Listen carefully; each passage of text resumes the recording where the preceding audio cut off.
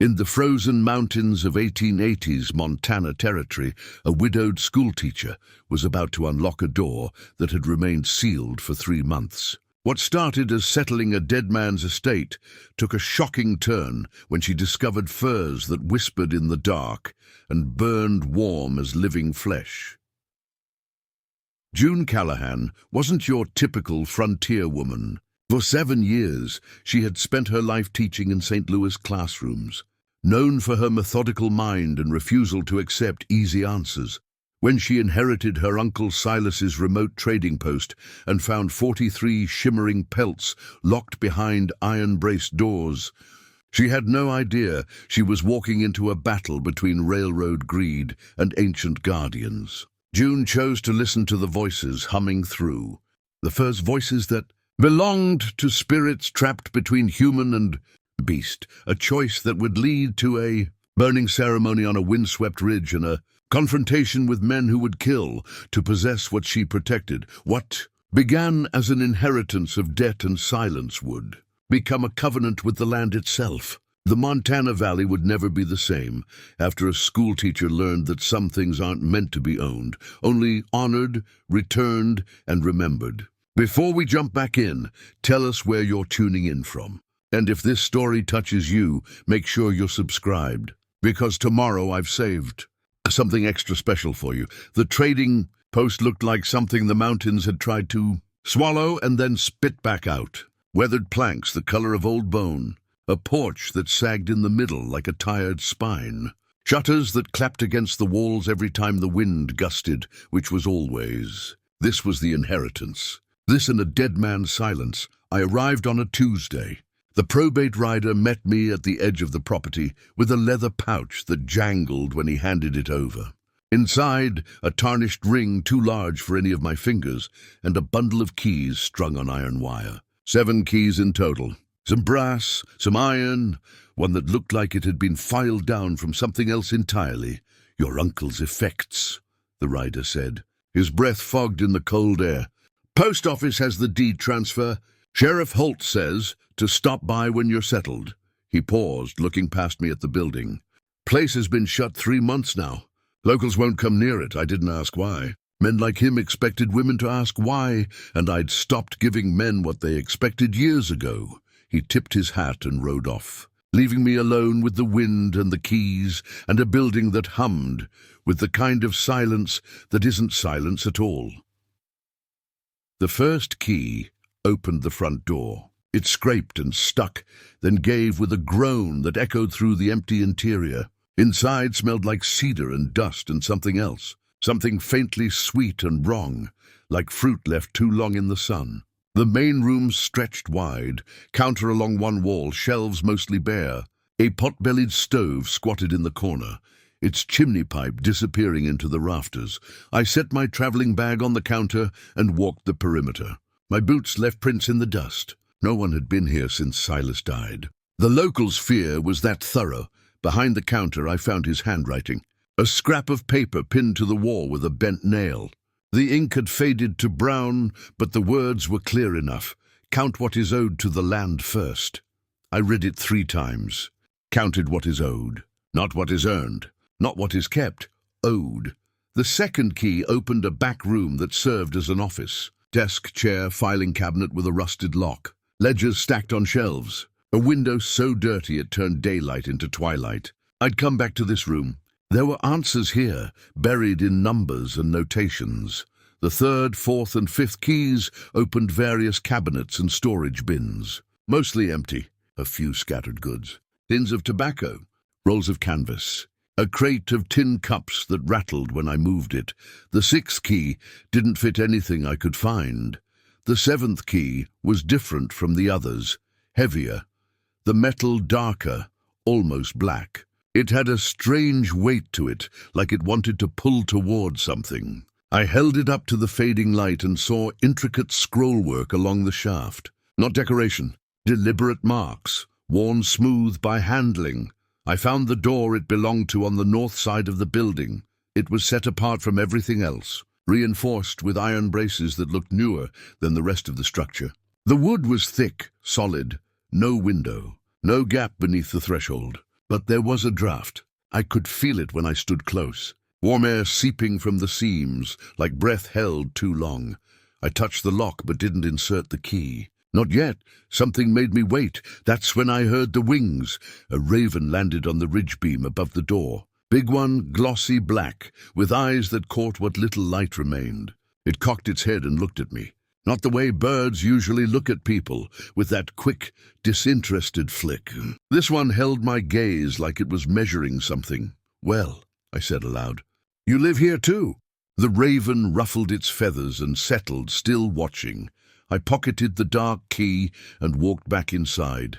That first night I made inventory the way I'd been trained. My years teaching school in St. Louis had taught me that order was the first defense against chaos. List what you have.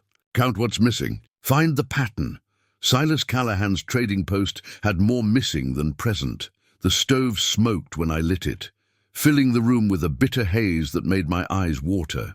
I opened the front door to let it clear and saw lights in the distance. Homesteads scattered across the valley floor. None close. None coming closer. The locals kept their distance. Whatever Silas had done, or been, or known, had marked this place. I spread my bedroll on the counter rather than sleep in his quarters upstairs. The thought of lying where he'd lain felt like trespass. Besides, up here I could see both doors, the front and the one with the iron braces. All night the wind worked at the shutters. Clap and scrape, a rhythm like something trying to get in or get out. I lay awake listening to it, feeling the weight of inheritance settle over me like a blanket made of questions. Just before dawn, the raven called out, 3 sharp cries that cut through the wind. I sat up and looked toward the sound. The bird sat on the windowsill, silhouetted against the grey light. When it saw me looking, it flew off, wings beating against the coming day. I rose and walked to the reinforced door. Stood there with my hand on the frame. The draft was still there, warm and steady, like something inside was breathing. Count what is owed to the land first, I whispered to the empty room. Then I went to find Silas's journal. The office was colder than the main room. No stove, no insulation. Just 4 walls and a decade of paper slowly turning yellow. I started with the ledgers, because numbers don't lie the way words can. The first 3 years were normal. Standard frontier trade. First for cash for supplies. The careful arithmetic of survival scratched into columns. But then the entries changed. Year 4, line 17, 3 beaver pelts credited to the valley. No payment received. No explanation given. Year 5, scattered throughout. Elk quarter, no charge. Silence kept. 2 horses traded for nothing. Debt reduced. Payment recorded as boundary honored. I flipped through the pages, finding more and more entries that made no economic sense. Silas had been giving away goods, recording them as credits to something called the Valley. Not to people, not to accounts. To the land itself. By year 7, the credits outweighed the debits 3-1. He'd been running the post at a loss, systematically bankrupting himself for reasons he never wrote down. The last entry was dated 3 months ago, the week before he died. I cannot balance what I took. The ledger does not close. I set the book down and rubbed my eyes. This was the inheritance. Not just a failing business, but a moral debt I didn't understand and couldn't calculate. The desk itself was solid oak, scarred and stained with use. 3 drawers on each side. The bottom right drawer stuck when I pulled it. I yanked harder, and it came free, nearly dumping its contents on the floor, papers mostly. Bills of sale, correspondence, a tintype of a woman I didn't recognize. And beneath it all, a false bottom that lifted when I pried at the corner. Inside, a journal bound in cracked leather, and a key. The journal was smaller than the ledgers, more personal. The handwriting matched Silas's, but was looser, more hurried. I opened to the first page and read, "They sang in the wind, and I took what was not mine." I thought I was trading fair, pelts for goods, value for value. But there are transactions that cannot be balanced with coin. There are debts that compound in silence until the weight breaks you.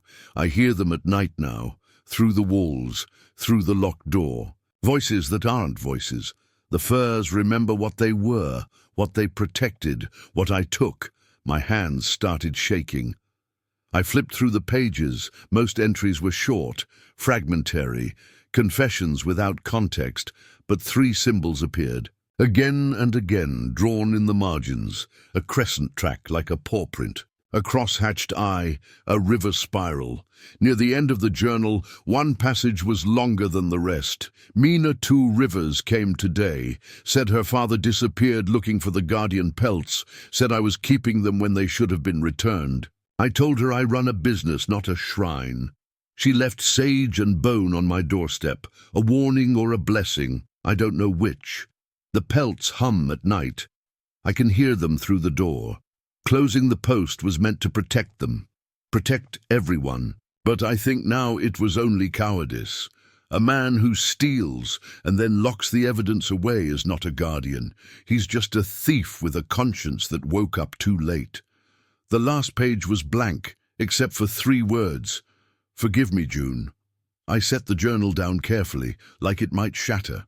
My uncle had known he was dying, had known I would come, had left this for me to find. The key from the false bottom was twin to the 7th key on my ring. Same dark metal, same scrollwork. But this one was smaller, meant for something else. I tested it in the desk locks, the file cabinet, the tin storage bins. Nothing fit. Then I noticed it. A small iron box shoved to the back of the top drawer, hidden behind a stack of blank receipts. The key slid in like it had been waiting. Inside the box, wrapped in oilcloth, a bundle of dried herbs. Sage, I thought, and something else. Sweetgrass, maybe. Beneath that, a bone whistle yellowed with age, and wrapped in both, a coil of dark hair bound with sinew, a medicine bundle. The oilcloth had writing on it, faded but legible. From TR. To keep or to return. The choice costs either way. TR, Mina 2 Rivers. I rewrapped the bundle and placed it back in the box. My heart was beating too fast, my breath coming shallow. This wasn't just a failed business. This wasn't just an old man's guilt. This was something older, something I didn't have words for yet. Outside, the wind picked up. The shutters started their clapping rhythm again. And beneath it, I heard something else. A low sound, almost below hearing. A hum that seemed to come from everywhere and nowhere. I looked at the journal, at the symbols, at the passage about the locked door, the reinforced door with the warm draft. I stood and walked back to the main room. The 7th key felt heavier in my pocket than it had that morning. The raven was back on the ridge beam, watching me through the window. When I met its gaze, it cawed once, sharp and clear. Snow had started to fall. Fat flakes that stuck to the glass and built up in the corners of the frame. A squall rolling in from the north, the kind that could last for days. I could wait, inventory the rest of the building, go into town and ask questions, find this Mina 2 Rivers and ask what my uncle had taken, or I could open the door while the storm covered sound. I pulled the key from my pocket and walked to the reinforced door. The hum was louder here. Not quite a sound, more like a vibration I felt in my teeth. The warm draft touched my face like a question. I put the key in the lock. It turned smooth as oil. The door opened inward, and warmth spilled out like water. The room beyond should have been cold. It was winter. The walls were wood. There was no stove, no fire, no lamp burning. But when I stepped across the threshold, the air wrapped around me like summer. Cedar racks lined 3 walls, built sturdy and spaced with care. And hanging from those racks, folded over horizontal bars, were the pelts, dozens of them. Wolf, lynx, fox, bear, and others I couldn't name. Hides that shimmered even in the dim light filtering through the door behind me. Their guard hairs caught the light and held it, refracting it in ways that made my eyes water when I looked too long. I stood frozen in the doorway. My breath didn't fog. The warmth was real, physical, impossible. I stepped closer to the nearest rack. A wolf pelt, grey and silver, stretched across the bar. When I reached out, I could feel heat radiating from it before my fingers made contact. Not the residual warmth of sun-dried hide. This was active, present, like the pelt itself was generating heat from within. I touched it. The fur was softer than anything I'd felt, softer than silk, than water, than the air itself, and warm. So warm, it almost burned. But beneath the warmth, I felt something else, a vibration, a current running through the hide like blood through veins, and then I heard them, whispers, faint at first, like wind through grass. But as I held my hand against the fur, they grew clearer. Not words exactly, more like the memory of words, the shape of language without the sound. Keep, return, remember, not yours, never yours, given for the keeping. I jerked my hand back. The whispers faded but didn't stop entirely. They continued. At the edge of hearing, a chorus of voices layered over each other in patterns I couldn't pass. I stepped back and nearly tripped over something on the floor. A medicine bundle larger than the one in the box. This one sat in the center of the room, carefully placed. Sage and sweetgrass braided together, a bone whistle identical to the one in the desk. A coil of hair that might have been human, might have been animal. And beneath it all, a scrap of cloth with writing from TR, for Silas, who would not listen. My hands were shaking again. I walked along the racks, counting, 43 pelts in total, each one humming with that same vibration, each one warm enough to feel from 3 feet away. I found lynx hides with spots that seemed to move when I wasn't looking directly at them. Fox pelts in shades of red that hurt to see, too vivid to be natural. Bear hides so massive they draped to the floor, their fur rippling in air currents that didn't exist. And others, pelts I couldn't identify. Shapes that didn't match any animal I knew. Hides that were neither wolf nor cat, nor anything that walked on 4 legs. These were stored separately, wrapped in canvas, and hung at the back of the room. I didn't unwrap them. Something in me knew better. I pulled out Silas's journal and flipped to the entries I'd read earlier. Found the one I was looking for. They traded skins to stop hunters. That's what Mina's father told me before he vanished. Skinwalkers, he called them, guardians who gave up their forms to protect the valley. They shed their pelts like we shed clothes, and walked as men to turn aside the trappers, the miners, the railroad men who would tear up the land for profit. I thought I was doing right, taking the pelts in trade, keeping them safe, but I see now I was just another man who took what wasn't offered. The skinwalkers didn't sell their skins. They stored them, trusted them to the post, and I locked them away like merchandise. Now they cannot return to what they were. The pelts remember, but the spirits who wore them are scattered, lost, and I am the reason. I closed the journal and looked at the furs with new understanding. Not cursed, protected. These weren't trophies or treasure. They were custody, responsibility. The whispers shifted. I heard phrases in English now, clearer than before. Do not weigh us on a scale. We are not for selling. Return what was kept too long. I backed toward the door. The warmth followed me, like the room itself wanted to make sure I understood. The raven landed on the threshold behind me, its claws clicking on the wood. When I turned, it hopped aside but didn't fly. Just watched me with those black eyes that saw too much. I don't know what to do, I said to the bird, to the room, to the voices I could still hear humming in the walls.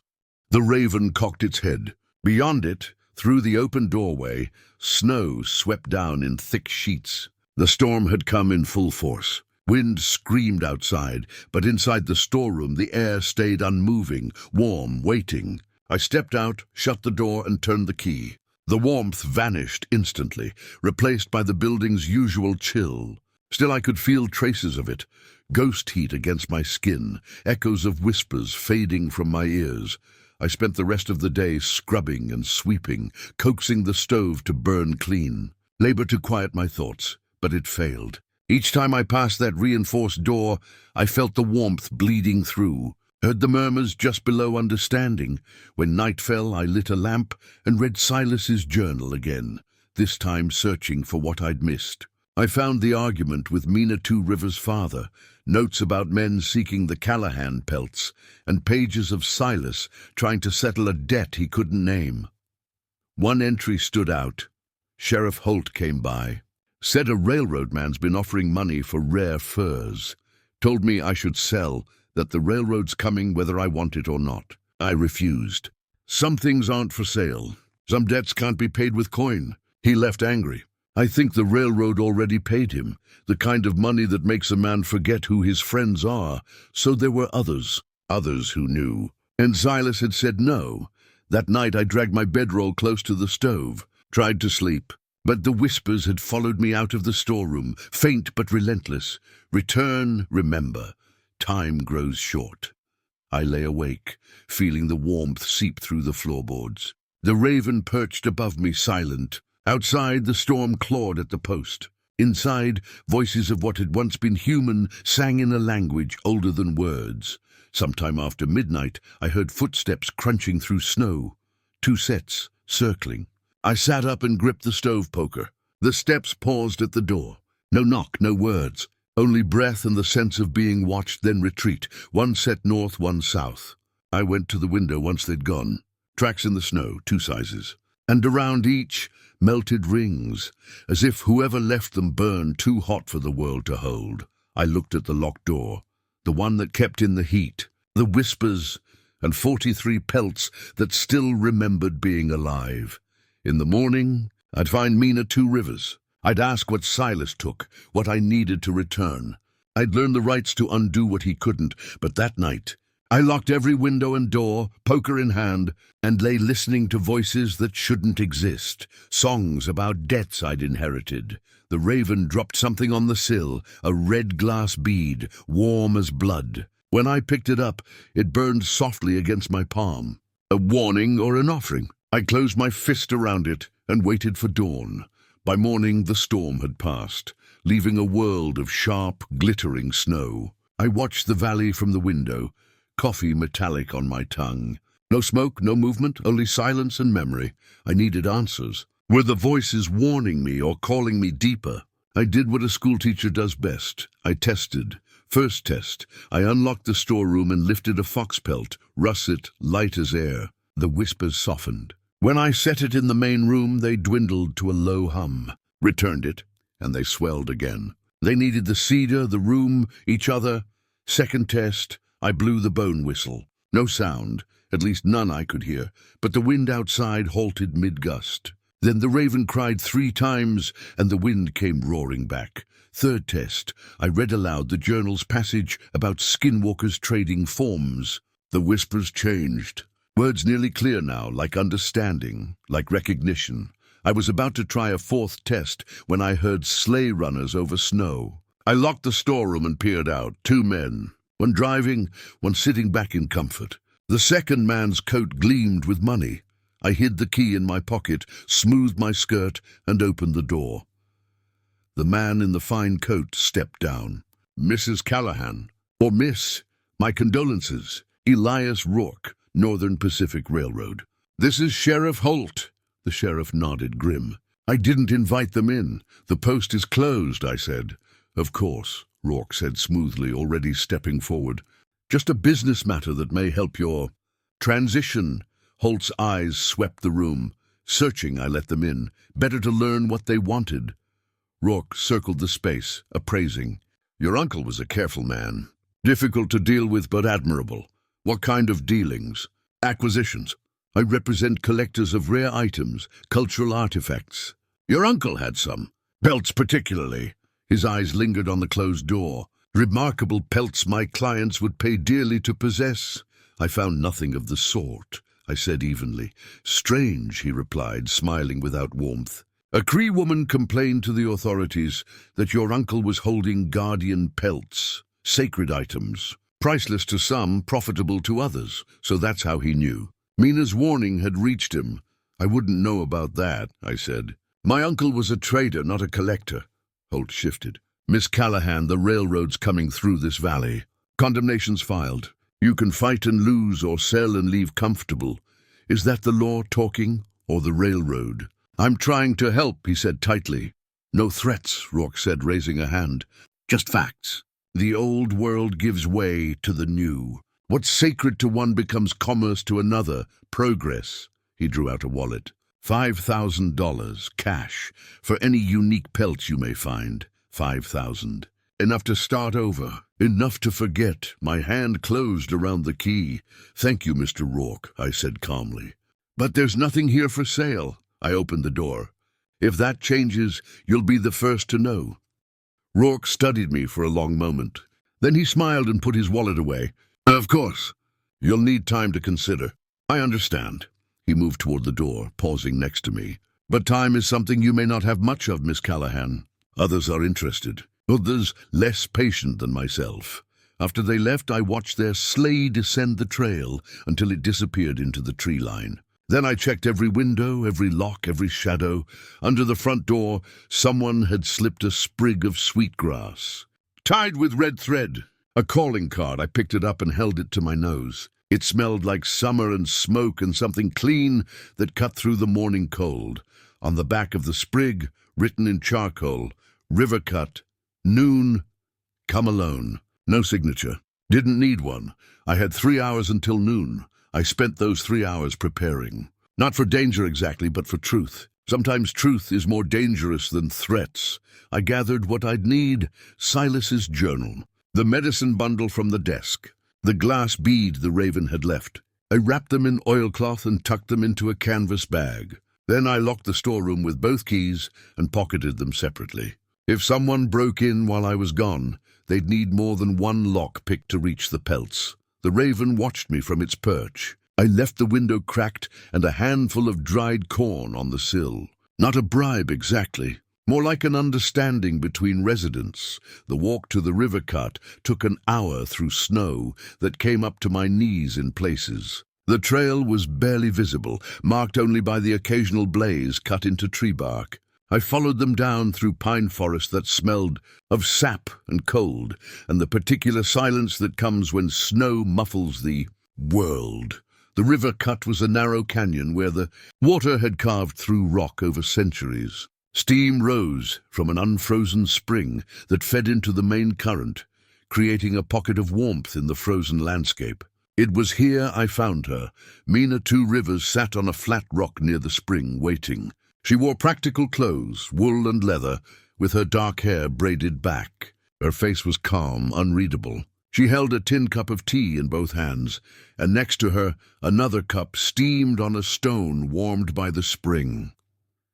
"You came," she said. "Not a question. You left an invitation." I sat on the rock across from her and accepted the tea. It tasted like mint and something bitter that made my sinuses clear. Silas never came when I invited him. Too proud, too guilty. She studied me over her cup. "You look like him. Same eyes. Same way of holding your spine too straight when you're afraid." "I'm not afraid." "Then you're foolish. Men like Rourke kill for what they want. They just use lawyers first." I sipped the tea and let the warmth work through my hands. "Tell me about the pelts." Mina set down her cup. "What do you know already?" "I know they're warm." "I know they whisper. I know my uncle thought he was keeping them safe, but was really just keeping them prisoner." I pulled out Silas's journal and showed her the passages. "He mentioned your father." Her face didn't change, but something in her eyes went distant. "My father was a storyteller, keeper of the old words. When the railroad surveyors came through, he went to your uncle and asked for the pelts back. Said they were needed, that without them the protections would fail." She paused. "Silas refused. Said they were collateral for trade, legally his." "What happened to your father?" "He went into the mountains to confront the spirits who'd shed those skins, to apologize for letting them be kept. No one saw him again."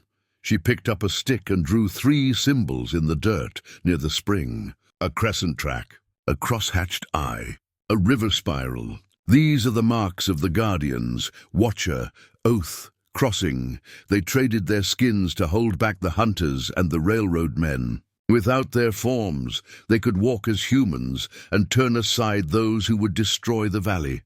"Skinwalkers," I said. "We don't use that word. It carries wrong meanings." She erased the symbols with her boot. "They were protectors, volunteers. They shed their pelts and stored them in sacred places, meant to be guarded, not owned. Your uncle accepted them as trade goods, locked them away, wouldn't return them even when asked. How do I make it right? Mina looked at me for a long moment. Why would you want to? Rourke offered you $5,000. You could leave. Let someone else carry this, because I heard them, I said quietly. The voices. They're not cursing. They're asking. She nodded slowly.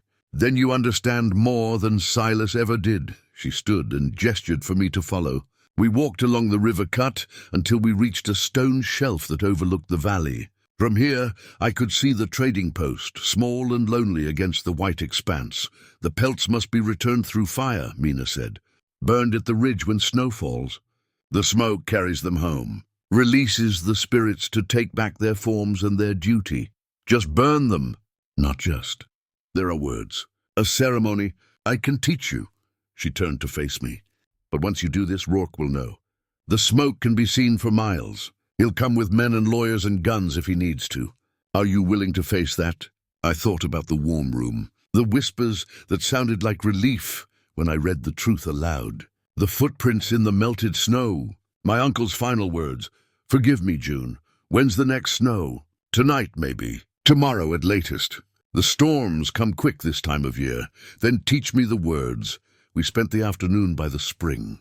Mina spoke the phrases slowly, making me repeat them until my tongue found the rhythm. They weren't Cree, or if they were Cree so old it had become something else. The language of the land itself, older than the people who'd named it. When I could say them without stumbling, she gave me a bundle of dried herbs. Sage and sweetgrass. Burn these first. They open the path. She pulled out a small knife and cut a lock of her own hair, added it to the bundle. For my father. So he knows someone finally listened. I took the bundle and placed it carefully in my bag. June, Mina said as I prepared to leave. If this goes wrong, if Rourke takes the pelts before we can burn them, they'll never rest. And neither will you. The voices will follow you forever. Then we make sure it doesn't go wrong. I walked back to the post through lengthening shadows. The temperature was dropping. I could feel it in the air, that particular cold that comes before snow. By the time I reached the building, the first flakes were starting to fall. Inside, everything was as I'd left it. No broken locks, no disturbed dust. But something felt different, wrong. I checked the storeroom, locked, checked the windows, latched, checked the office. That's where I found it. Silas's ledgers had been moved, not obviously, just shifted slightly on their shelf. Someone had been inside, had searched, had looked for evidence of what I was hiding.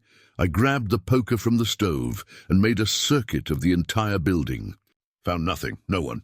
But the feeling remained, the certainty that I was being watched. That night I didn't sleep. I sat in the office with the lamp burning low and both keys in my hand. Outside, the snow fell steadily, building up on the windowsills and muffling the world. At midnight I heard horses, multiple riders approaching slow. They stopped just beyond the tree line. Waited there, watching the post, making sure I knew they were coming. The raven called out once. A warning. I checked the storeroom lock one more time. Then I pulled on my coat and walked out into the snow to meet whatever was coming. They didn't approach that night. Just sat out there in the darkness with their horses steaming and their intentions clear. 3 riders, maybe 4. Too far to see faces, but close enough to be felt. I stood on the porch until my feet went numb, then went back inside and waited for dawn. When light came, the riders were gone. But their message remained, trampled into the snow around the post. They'd circled the building at least twice, marking territory like wolves before a kill. I needed help. Needed Mina. I found her at the spring again, as if she'd been waiting. Maybe she had been. Women like her knew when storms were coming, both weather and human. Their positioning, she said before I could speak. Rourke has men watching the post. Sheriff Holt came by yesterday, asking about the complaint I filed. Wanted to know if I'd accept payment to withdraw it. Did you? I told him there's no price for the dead. We sat together in the steam rising from the spring. The cold pressed in from all sides, but here, in this pocket of warmth, we could breathe. Tell me the whole story, I said. Not just the legend, the truth. Mina was quiet for a long time. When she spoke, her voice carried the cadence of stories told around fires, passed down through generations, before the railroad, before the territory. Before the first trappers came with their steel traps and their hunger for fur, there were agreements. The people who lived here knew that some animals were more than animals, that some spirits walked in beast form to protect what was sacred, rivers, groves, hunting grounds where the balance was kept. When the trappers came, they didn't know these agreements, didn't care. They took everything, killed everything. The land began to bleed, so the guardians made a choice. They shed their skins and walked as humans, guided the trappers away from sacred places, led them to valleys where hunting wouldn't tip the balance. Some even worked as scouts, steering the railroad surveys around the old groves, but they couldn't stay in human form forever. They needed their pelts to return, to shift back, to rest. Your uncle's trading post became a keeping place. The guardians would store their pelts there, trusting Silas to guard them until they were needed. For years he did.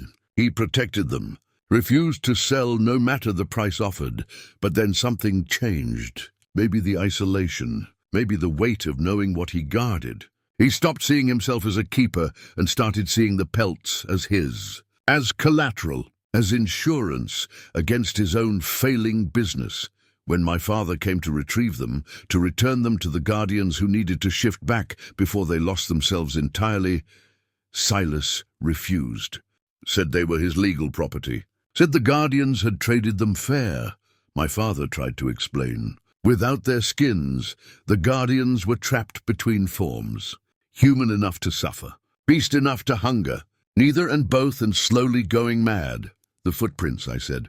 The ones that melted snow. Mina nodded. Some are still trying to return, still hoping to find their skins. They circle the post at night, drawn to what they lost.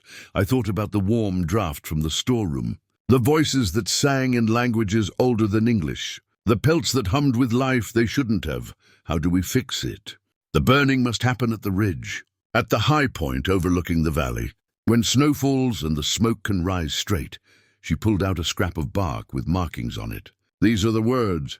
The order matters. First the opening, then the naming, then the releasing. Each pelt must be spoken for individually. 43 pelts, 43 lives trapped between forms, 43 spirits waiting to come home. I studied the words, tried to imagine speaking them in the cold and snow while men with guns came to stop me. Will you be there? Will you help? I'll be there. But June, you need to understand what this means. The railroad wants this valley. Rourke wants those pelts because he believes they grant power, control over the land itself. If you burn them, you're not just releasing spirits. You're destroying what greedy men will kill to possess. Good, she almost smiled. My father would have liked you. We spent the day preparing. Mina gathered more herbs, showed me how to construct the burning ring from river stones, explained that the fire needed to be hot enough to consume completely, to turn fur and flesh to pure smoke.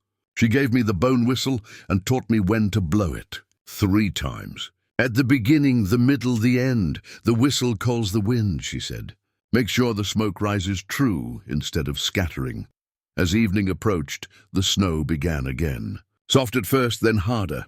The kind of storm that could last all night. Tomorrow night, Mina said. At dusk. That's when we burn them.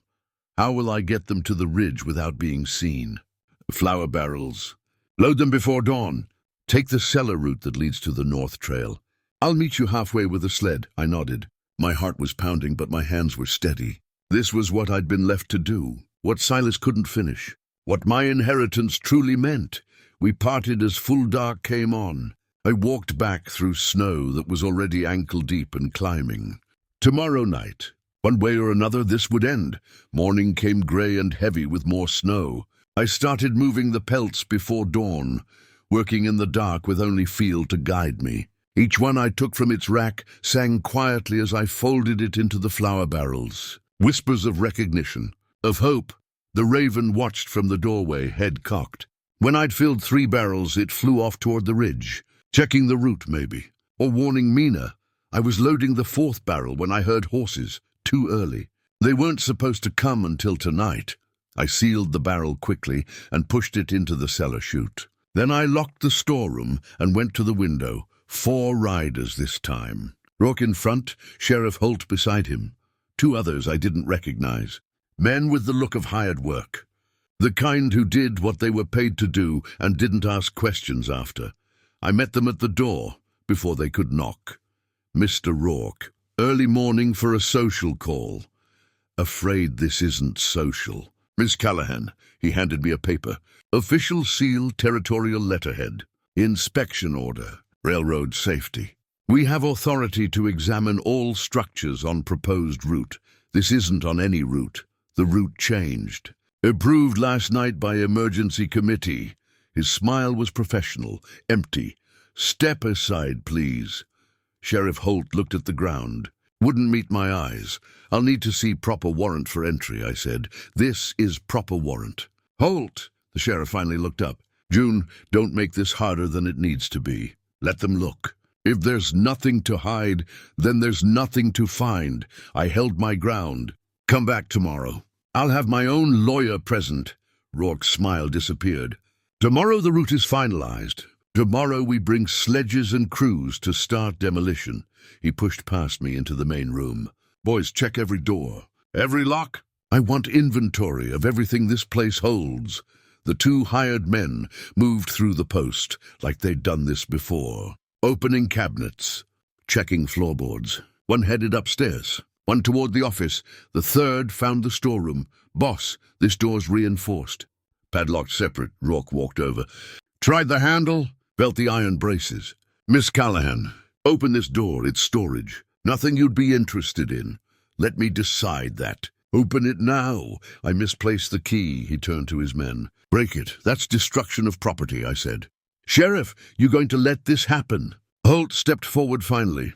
Elias, we should do this proper. Get a specific warrant for forced entry. Otherwise, anything you find can't be used in court. Rourke studied him. Getting scruples, Abram? Bit late for that. I'm saying do it right. Come back tomorrow at dawn. I'll have the paperwork. We'll do it legal. And give her tonight to move whatever she's hiding. Rourke laughed. You think I'm stupid? I think you're smart enough to know that illegal seizure costs more than it's worth. Holt's hand rested on his pistol. Not threatening, just there. Tomorrow morning. Legal entry. You'll get your pelts if they exist. The silence stretched.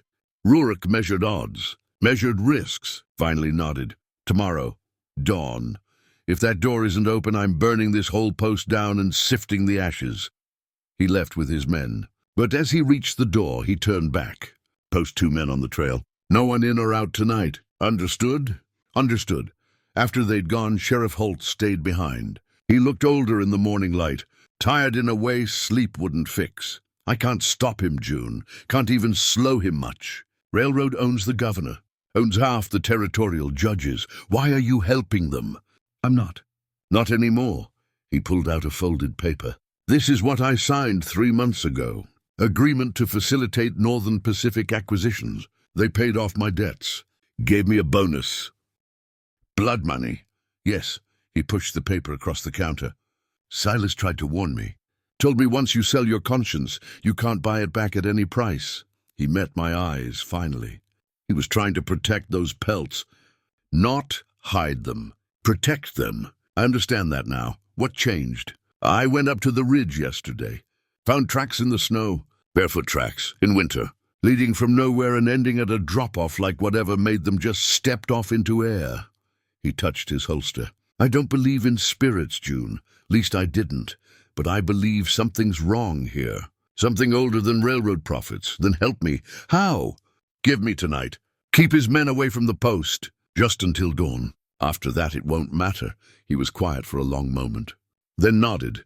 I'll cause a problem at the North Cut. Reported slide. Needs investigation. Should take me and those boys most of the night to check it out. Thank you. Don't thank me. I'm just paying back a debt to a man who died trying to do right. He turned to leave. Paused. Burn hot, June. Whatever you're burning, make sure it's ash before morning. After he left, I moved fast. Finished loading the barrels, 8 in total, holding all 43 pelts, plus the medicine bundles and Silas's journal. I hauled them through the cellar to the chute that opened onto the North Trail. Outside, the snow was falling heavy. Good. It would cover tracks. Cover smoke! Cover everything we needed hidden until morning. Mina appeared out of the white with a sled and a spare horse. We loaded the barrels in silence, working fast. The ravens circled overhead, keeping watch. Holt brought us tonight, I said. After that, Rourke comes with fire. Then tonight is all we need. We started up the trail toward the ridge. The snow fell harder. The wind picked up. And somewhere behind us, in a trading post that held only empty racks and cold air, the last chapter of Silas Callahan's guilt waited to be written in smoke and fire, and the language of the land reclaiming what was always hers. The ridge stood above the valley like a watchman's post, bare rock swept clean by wind and time. We reached it as dusk turned the snow blue, and the world went quiet in that particular way it does before something ends or begins. Mina and I worked without speaking. We knew what needed to be done. First, the ring. We placed river stones in a circle wide enough for a man to lie across, arranging them with care. Each stone had been carried from the spring, chosen for the way water had shaped it, smooth, patient, ready. Inside the ring, we built the fire foundation. Dry wood Mina had cached months ago, stored under oilcloth and waiting for this night. Cedar kindling that smelled like the storeroom, like memory, like home. Around the ring we set the flour barrels, 8 containers holding 43 lives, 43 choices, 43 years of waiting to go home. The wind died as we worked, just stopped, like it was holding its breath. I pulled out the first pelt. Wolf, grey and silver, the one I'd touched that first night. It was still warm, still humming. I laid it carefully near the unlit fire and felt the whispers intensify. Soon, finally. Thank you. Mina arranged the medicine bundles at the 4 directions. Sage and sweetgrass braided with intention. Her father's lock of hair. Mine, which I'd cut that morning. And one from Silas's pillow, grey and coarse, the last piece of him that remained. We start with the words, Mina said. The opening. Repeat after me. She spoke in that ancient tongue, the language underneath language. I followed, stumbling at first, then finding the rhythm. The words tasted like smoke and snow and something older than taste. They formed shapes in my mouth that English never could. When we finished the opening, the air changed, warmed slightly. The whispers from the pelts grew clearer, almost forming sentences. Mina struck flint to steel. The spark caught the cedar kindling. Smoke rose thin and grey. I picked up the wolf pelt and held it over the growing flames. For the watcher, I said, using the words Mina had taught me, who gave form for protection, who traded skin for service. Return now to what you were. Return now to what you're meant to be. I laid the pelt in the fire. It didn't burn the way fur should. No smell of scorching hair. No crackling. Instead, it seemed to dissolve into light. The smoke turned silver, then gold, then colors I didn't have names for. It rose straight up, despite the wind that was starting to return, climbing toward the darkening sky like a pillar, and I heard it, clear as speaking, a voice within the smoke, free, finally free. The pillar of smoke wavered, and for just a moment I saw a shape inside it, wolf tall and proud, turning to look back at us, before bounding away into the air itself. My hands were shaking. I reached for the next pelt, lynx spotted and silver. For the Oathkeeper, I said, and laid it in the flames, fox, red as blood. For the crossing guard, bare, massive and dark. Over the mountain's heart, one by one I named them. One by one, they dissolved into colored smoke that rose and sang and formed shapes before dispersing into the gathering night. The fire burned hotter than any wood should make it. The heat pushed back the cold, created a sphere of summer around us on that frozen ridge. I was halfway through, 20 pelts burned and 23 remaining, when I heard the shout from below. There, on the ridge. Rourke had seen the smoke. Mina touched my arm. Keep going. Don't stop no matter what happens. I pulled the next pelt from the barrel. My hands were steady now, even as I heard horses climbing the trail. Even as I heard Rourke's voice bellowing orders, demanding his men hurry. More pelts into the fire. More smoke rising. The column was massive now, visible for miles. a beacon of light and color that shouldn't exist in the natural world. The voices in the smoke were singing, harmonizing, a chorus of gratitude. And release that made my chest ache. Then Rourke reached the ring. He came on foot, his horse left behind where the trail got too steep. 3 men with him, including the hired guns. No Holt. Wherever the sheriff had led the others, he'd kept his word. Stop! Rourke's hand went to his coat, emerged with a pistol. Small but deadly at this range. Step away from the fire. Both of you. I picked up another pelt. Spoke the words, laid it in the flames. I said, stop. He cocked the pistol. You're destroying property. Valuable property. Property I've already purchased. From who? I met his eyes. You can't buy what was never for sale. Everything's for sale. He aimed the pistol at Mina. You, Indian woman. You put her up to this. You're going to pay for every pelt she's burned. Mina stood calm. You can't pay for what has no price. I reached for another pelt. Rourke swung the pistol toward me. Don't! I swear I'll shoot. Then shoot. I held the fur up. It was one of the unnameable ones wrapped in canvas. When I unwrapped it, the hide underneath shimmered like water, like starlight, like nothing that had ever walked on 4 legs. Because I'm not stopping. I spoke the words and laid it in the fire. The smoke that rose from that pelt wasn't silver or gold. It was pure white, bright enough to hurt. It climbed straight up and then suddenly expanded, creating a dome over the entire ridge. Inside that dome, everything changed. The temperature rose. The snow beneath our feet began to melt, exposing dark earth and winter grass. The fire roared higher, hot enough that Rourke and his men had to step back or be burned. And in the smoke, shapes moved. Not animal anymore, not human either. Tall figures with antlers and eyes like coals and voices that spoke in the wind. One of them stepped closer to the edge of the fire ring, looked at Rourke with something that might have been pity. Then it reached out, and the ground beneath Rourke's feet shifted just a little, just enough. He stumbled. The pistol discharged into the air. One of his men grabbed him, pulled him back from the edge where the ridge dropped away into nothing. What the hell? Rourke's face had gone white. What is this? Protection, Mina said quietly. The kind that doesn't ask permission. Sheriff Holt appeared at the top of the trail, breathing hard. Behind him, the 2 men he'd taken to investigate the false slide. They all stopped at the edge of the smoke dome, staring. Jesus, one of them whispered. Jesus Christ. Holt walked forward slowly, hands raised. Not threatening, just present. He looked at Rourke. It's done, Elias. Whatever you came for, it's gone. Turn to smoke. Arrest them. Destruction of property.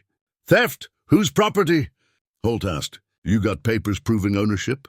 Legal transfer. Callahan's estate isn't yours. And won't be. Holt pulled out his pistol. Not aimed at anyone. Just held ready. I'm filing a report tomorrow. Attempted assault. Illegal entry. Weapons discharged within territorial limits. He looked at his men. You 2 witnessed this? They looked at each other. At the smoke. At the shapes moving in it. Finally nodded, witnessed Rourke's face contorted with rage. You're all fools. You're throwing away a fortune for some Indian superstition. The ground shifted again. Harder this time. A crack opened between Rourke's feet, narrow but deep. Stones tumbled into it, disappearing into darkness. Holt grabbed Rourke by the collar and hauled him back. Get off this ridge, now, before it decides you're the one who needs returning. For once, Rourke didn't argue. He scrambled down the trail with his men, sliding and falling in the melting snow, desperate to be away from the smoke and the shapes and the ground that moved with intention. I turned back to the fire. 16 pelts remaining. I lifted each one, spoke each name, laid each hide in the flames that burned but didn't consume wood, only fur, only memory, only debt. The smoke column grew taller. The dome of light spread wider. Inside it, I felt warmth that had nothing to do with temperature, the sense of rightness settling, of balance restored. The last pelt was small, a fox kid too young to have died naturally. This one whispered differently than the others, sadder, lonelier. For the one who waited longest, I said softly. For the one who gave the most. Return now. Run home. I laid it in the fire and watched the smoke rise. This time the shape that formed was clearer than all the others. A man tall and weathered, with Mina's eyes and her quiet way of standing. He turned toward us and raised one hand, not waving, acknowledging. Mina's breath caught. "Papa," the figure smiled. Then he stepped back into the smoke and was gone. The fire began to die. Not suddenly, gently, like something falling asleep after a long day's work. The smoke thinned. The dome of light faded. The warmth retreated, leaving only normal cold and normal night. In the fire ring, nothing remained but ash and the river stones we'd placed with care. Mina knelt and gathered some of the ash in her palm. "For the memorial," she said. Her voice was thick. "For those who guarded and those who tried." I added Silas's journal to the ash. Watched the pages curl and blacken. His confessions, his guilt, his final words. All of it burning away, leaving only what mattered.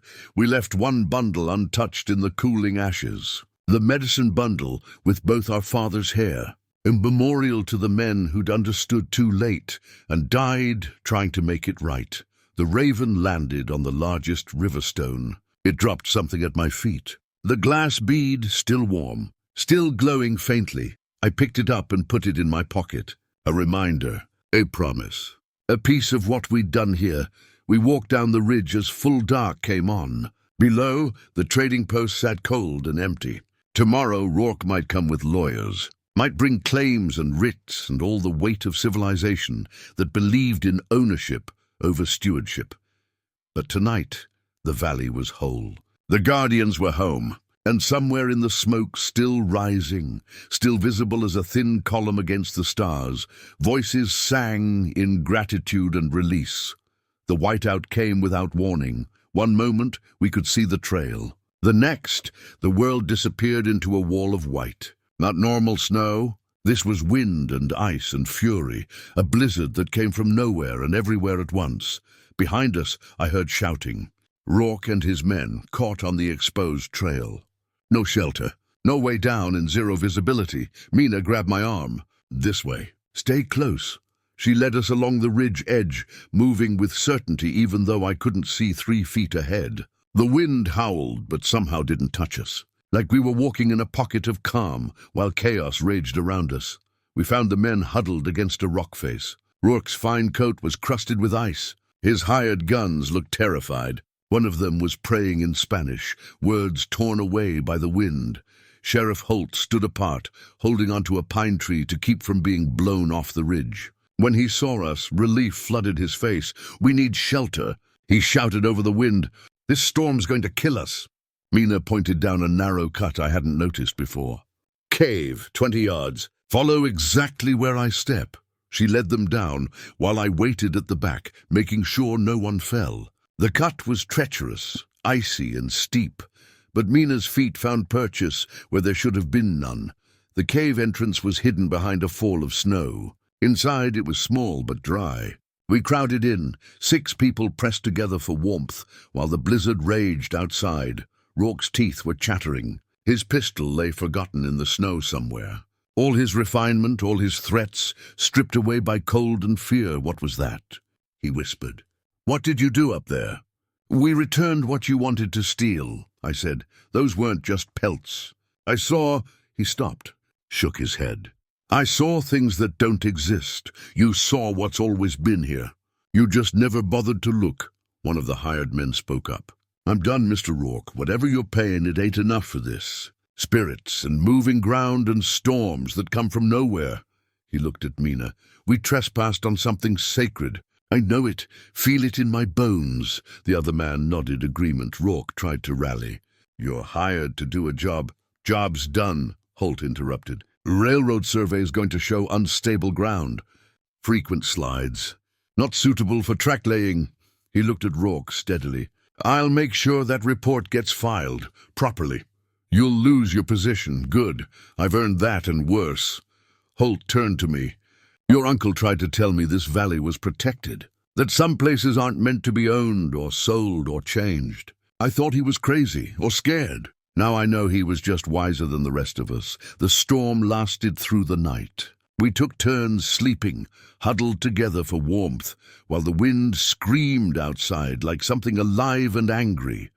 When dawn came, the storm ended as abruptly as it had begun. We emerged into a world transformed. The snow had drifted 10 feet high in places. The trail we'd climbed was completely buried, but there was another trail now. A path of bare ground, melted clean, leading down from the cave toward the valley. Wide enough for horses, clear enough to see. A gift, Mina said softly. The valley providing. We walked down in silence. Rourke and his men left quickly once we reached the trading post, their horses foundering in deep snow, but pushing on anyway, eager to be gone. Eager to forget what they'd seen and felt and almost understood. Holt stayed behind. He looked at the post, at the reinforced door hanging open to show the empty cedar racks inside. "What are you going to do now?" he asked me. I looked at the building, at the valley stretching below, at Mina standing quiet and solid beside me. "Open the post," I said. "But different, better, the way it should have been run from the start." "How?" "Fair trade, no debt. Count what's owed to the land first." I smiled. "My uncle left instructions. I'm just going to follow them." Holt nodded, reached out and shook my hand.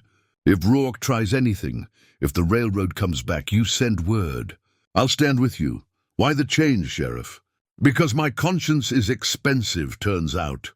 But maybe I can buy a little of it back by doing right from here on." He mounted his horse. "Take care, June Callahan. Take care of this valley." "I will." After he left, Mina and I stood on the porch watching the sun climb. The valley spread below us, white and clean and whole. "What happens now?" I asked. "With the Guardians." "With the spirits. They'll rest for a while. Then when they're needed, they'll rise again. That's how it's always been. Protectors don't retire. They just wait between tasks. Will they come back here? To the post? Maybe, if you prove worthy of trust." She looked at me. "My father trusted Silas once. That trust was broken. Can you carry it better?" "I'll try. Trying's all anyone can do." She pulled out a small bundle from her coat.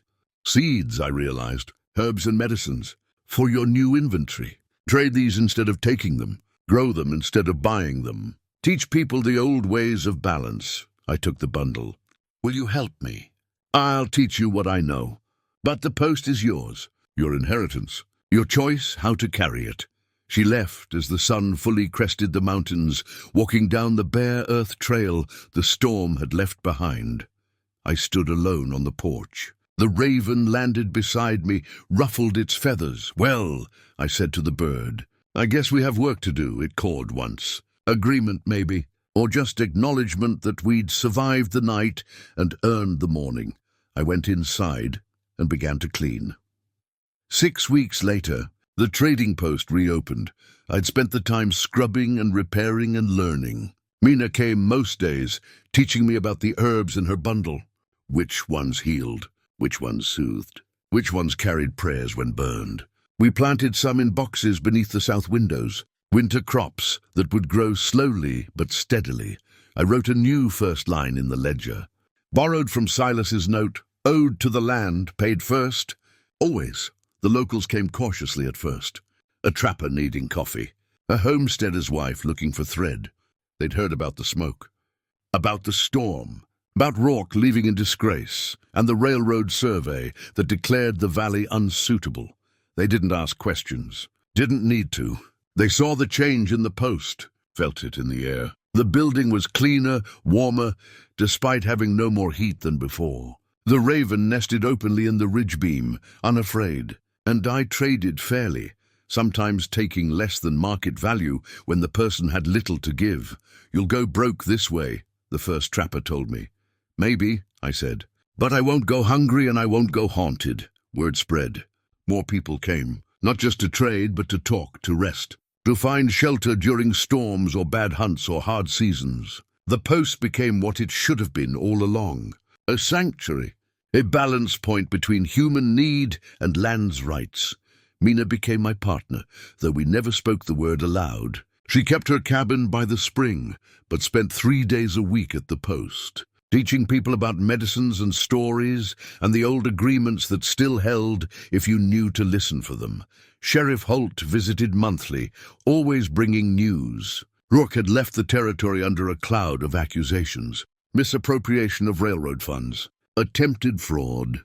The surveyors who'd investigated the valley filed reports about unstable ground and seasonal flooding that made track-laying impossible. The railroad moved its expansion plans south, leaving the valley alone. "You did this," Holt said during his third visit. "Saved the valley." "The valley saved itself," I corrected. "I just stopped standing in the way." One evening, as spring began to show in early thaw and green shoots, I found something under the floor in Silas's old quarters. A loose board I'd never noticed before. Beneath it, one final page from his journal. "If you're reading this, June, then I'm dead and you've found the pelts. You've probably heard the voices, felt the warmth. Wondered if you're going mad. You're not. You're waking up to something I fought too long. The land has memory, has voice, has rights that don't appear in any deed or title I kept too long. Forgive me, but I think you'll do better. You always were the smart one, the one who listened before speaking, the one who knew that some debts can't be calculated, only honored. Count what's owed to the land first. Everything else follows from that. Your uncle, who loved you and failed you and hopes you'll succeed where he couldn't. Silas." I pressed the page flat, tears blurring the words. Then I took it to the counter where I kept the ledgers and placed it inside the front cover. A reminder, a promise. Beneath his words I wrote my own, returned in full. Balance restored. I'll guard what you couldn't. I'll listen where you grew deaf. I forgive you, Uncle, and I'll make sure the valley forgives you too. June. That night, I sat on the porch watching stars emerge. The air was warmer now, carrying hints of mud and growth and the year turning toward life. The raven dozed on its beam. Somewhere in the valley a wolf howled, maybe just a wolf, maybe something more I'd never know for certain. But I felt it, that warmth that wasn't temperature, that sense of rightness clicking into place like a key finding its lock. The valley had accepted me, accepted the post. Accepted the promise that this would be a place of fair exchange and honored debt, and the old agreements kept alive through new hands. A family arrived the next morning. Husband, wife, 3 children, their wagon loaded with everything they owned. They'd come west, seeking land, seeking new starts, seeking the territory's promise of freedom. "Heard there's a trading post up here," the man said. "One that deals fair." "You heard right." I looked at their supplies. Thin blankets, old tools, children with winter hollow faces. "What do you need?" "Seed for planting, food to last until harvest. We have some silver. Not much, but let's see what you have to trade." I walked them through the post, noting what they carried. Decent craftswork, hand-carved bowls, a clock that needed repair but would be valuable once fixed. "I'll take the bowls and fix your clock for trade. The rest you'll owe, to be paid after harvest." The wife's eyes filled. "That's too generous. That's what the ledger requires." I showed them the first line, "Owed to the land. When you take your harvest, you'll give back a portion to the valley. Plant some native grasses. Clear a deadfall. Help maintain the trails. That's your payment." They agreed because they had no choice. But I saw understanding dawn as I explained. The cycle, the balance, the way debt could be something other than crushing weight. After they left, Mina appeared with a basket of early herbs. "More coming?" "More coming." "Good." She started arranging them on the shelves. "The valley's been waiting for this. A place where trade means balance, not just transaction. You think the guardians are satisfied? That the spirits are at rest?" She smiled, a rare sight that made her look years younger. "I think they're watching. I think they'll come back when needed, and I think—" She paused, listening to something I couldn't hear. "I think my father and your uncle are at peace, finally." At dusk, just as I was closing up, the wind moved through the rafters. A particular sound, almost like a chord being struck, musical, intentional. For just a heartbeat, I felt warmth at my back, the kind the pelts used to give off. The kind that meant life and memory and blessing. I turned, but nothing was there. Just empty air and fading light, and the raven watching with its 2 knowing eyes. "I understand," I said to the empty room, to the memory, to whatever was listening. "I'll keep the balance. I'll honor the debt. I'll make this place what it should have been." The warmth faded. The moment passed, but I knew it would return. when the valley needed speaking for, when someone tried again to take what shouldn't be taken, when the old agreements needed renewing and the guardian spirits needed calling, I'd be here, counting what's owed to the land first, trading fair, keeping the balance. The wind sighed through the shutters, content, and somewhere in the mountains, where smoke had risen and spirits had returned home, the valley settled into spring, with the satisfaction of a debt finally, truly, completely paid. Up next, we have 2 more incredible stories that are waiting for you. Just click the image you want to watch and it will take you there. If you enjoyed this video, make sure to subscribe. It would mean a lot.